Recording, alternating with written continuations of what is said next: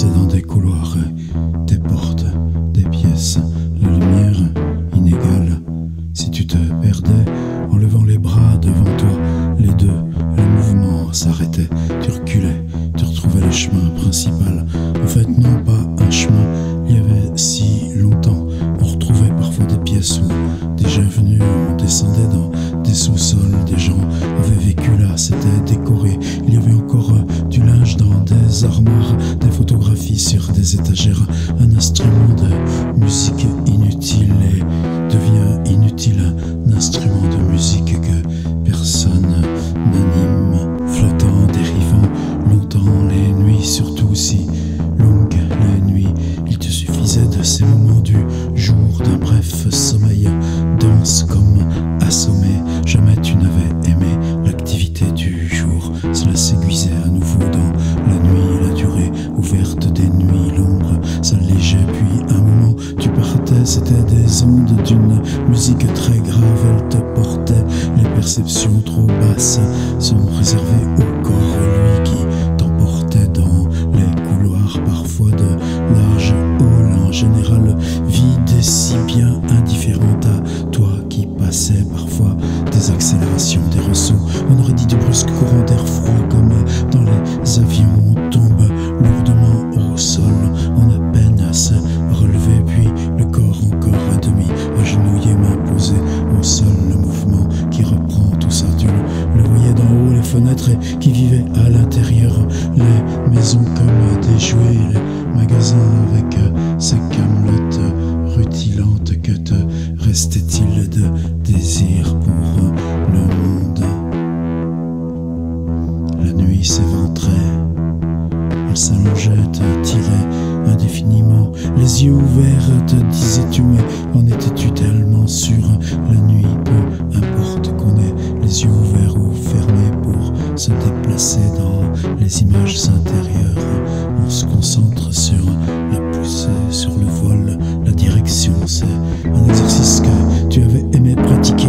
Ralentir l'image fixée, se tourner, l'effort que ça demande, se tourner à la perpendiculaire dans le rêve, puis examiner ce nouveau décor qui ne t'aurait pas été accessible.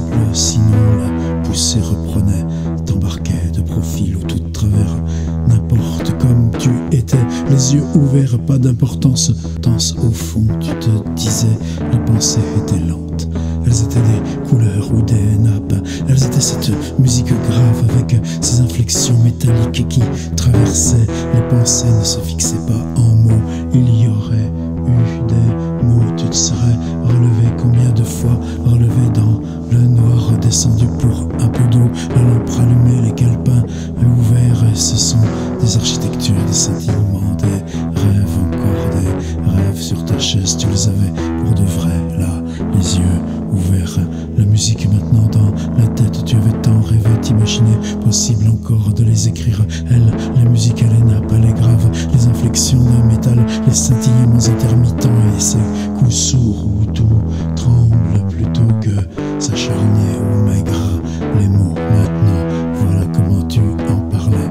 Ta part du maigre à tel moment de la dérive toutes les nuits, mais sans que le lieu de la rencontre soit prévisible. Il y avait ce personnage que tu reconnaissais, parfois assis à même le sol, parfois debout appuyé contre la paroi grise, d'autres fois simplement qui passait, te tournait le dos. Il fallait beaucoup de silence, il fallait beaucoup de nuit, mais qu'alors ça devenait possible. Le personnage qui lentement te regardait, toi, tu le soutenais son regard pas longtemps. Les furies intérieures revenaient, c'était un hurlement. Dis-moi, le percevais-tu comme une terreur, un déchirement? La terre nue n'a pas de voix. Les vents mauvais t'avaient déjà emporté loin. Les couloirs étaient froids, stériles.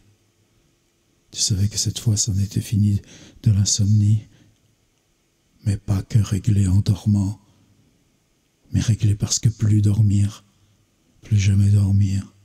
En tout cas, plus avant le jour, l'éternel recommencement du jour, dans la ville sans lumière.